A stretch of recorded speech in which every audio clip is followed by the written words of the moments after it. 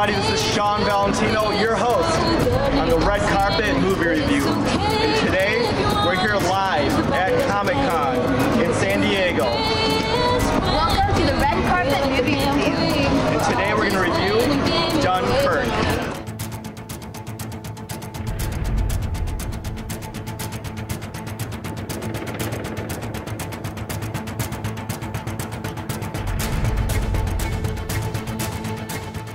Ladies and gentlemen, live from Hollywood, California, welcome to the Red Carpet Review, starring the Showstopper, Shawn Valentino, also starring Rich Twilling.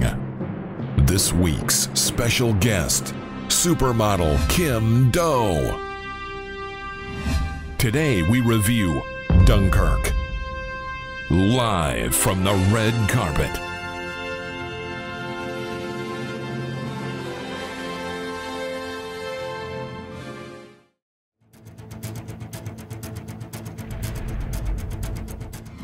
Hey everybody, this is Shawn Valentino, your host on the Red Carpet Movie Review. My broadcast partner Rich Twilling is on assignment in Europe, so today I'm going into battle solo, and how fitting, because today we're going to review Dunkirk.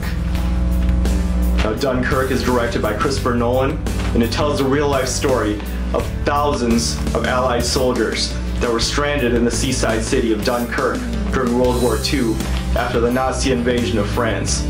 And this movie centers around the unbelievable story of how these soldiers were evacuated and rescued from this seaside city. Now, before you watch this movie, I highly recommend that you learn more about the real-life Dunkirk evacuation. Either read a book, watch a documentary, or even just read the Wikipedia page, because it's really a fascinating story, and I think it'll add a lot of context to your watching this movie, and it'll really add to the cinematic experience that you'll have in the theater. So definitely learn more about the Dunkirk evacuation before watching this film. And this movie, of course, is a war movie, and I've always thought that there's two types of war movies. One type that focuses mostly on the battle sequences and the actual war itself, and there's another type that focuses on the psychological aspects of the war, the lifestyles of soldiers leading into the war, and the after effects of what happens after they come home from battle.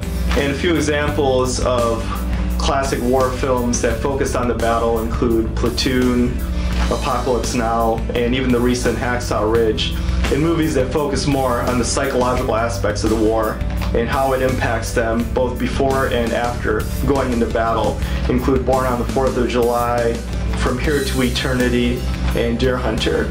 And I'm a bigger fan of the movies that focuses on the soldiers and the lifestyles and how the war impacts them and the psychological impact of the war, more than I like the movies that focus completely on the battle sequences themselves. So for me, even in a war movie, I care more about the characters and the psychological aspects and the emotional investment in those characters more than the actual battle sequences themselves. This movie is all about the situation. It's about how this group of hundreds of thousands of soldiers will be rescued. Will they be rescued? Of course, if you know the history, you know what's going to happen, but it doesn't take away from the power of the film. And I think for what this movie tries to do, it does it about as well as it possibly could. It does an amazing job of capturing the plight of these soldiers. The cinematography in this movie is just beautiful. The sound and the music by Hans Zimmer are just perfect. It really adds a lot to the film, and when you're in the theater, you really feel like you're in the field of battle. It's a very powerful experience, and I highly recommend that you go watch this at an IMAX screen or a Dolby theater. I was in a Dolby theater, and I really felt like I was in the middle of battle, because the visuals and the sound in this movie are just magnificent, and it really places you with these soldiers on the beach, and you really hope that they're going to be rescued, and you can feel the paranoia and the fear. And I think in that sense, this movie does just a wonderful job of recreating these events. And this movie is largely a director's showcase. There's no real big stars here, and there's mostly a cast of unknowns, so you feel like these are everymen. These are people that you can relate to because you don't have the huge star here that's larger than life and that just jumps off screen. And I think that really adds to the picture. And again, this being a Christopher Nolan film, Christopher Nolan has become one of those directors, kind of like a Quentin Tarantino or a Steven Spielberg, where you go into the theater just on the name of the director alone.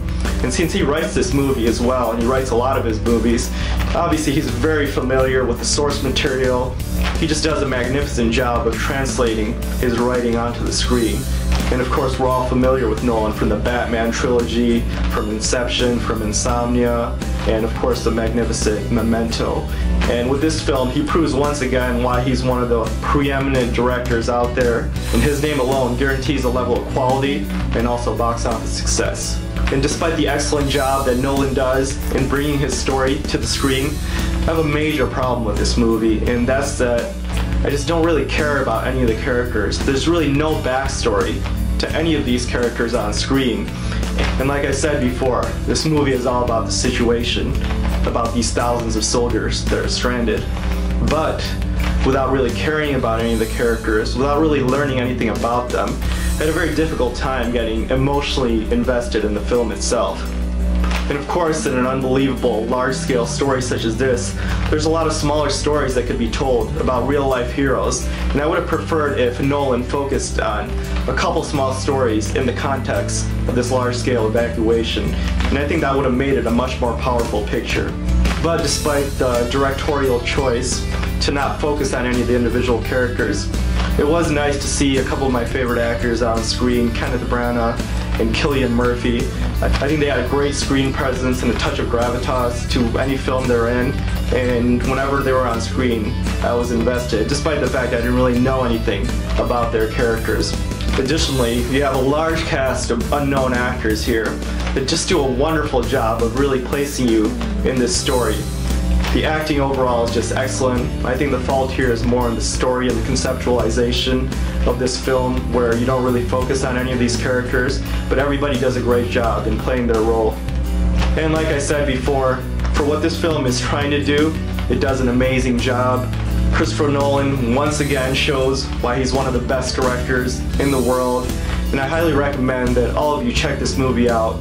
This movie is wonderfully crafted, it's beautifully scored, and it's visually stimulating, but most important of all, it gives you an amazing history lesson on one of the most important events of World War II. So for all those reasons, I recommend that you check this movie out. Now, we here on the Red Carpet Review like to review our films on a 5-star scale, and I'm going to give Dunkirk 3.5 stars on a 5-star scale. Thank you so much for watching. Be sure to click that like button and press subscribe, and we'll see you next week on the Red Carpet. So what did you feel about this Red Carpet review of Dunkirk? Exactly. Can't argue with that.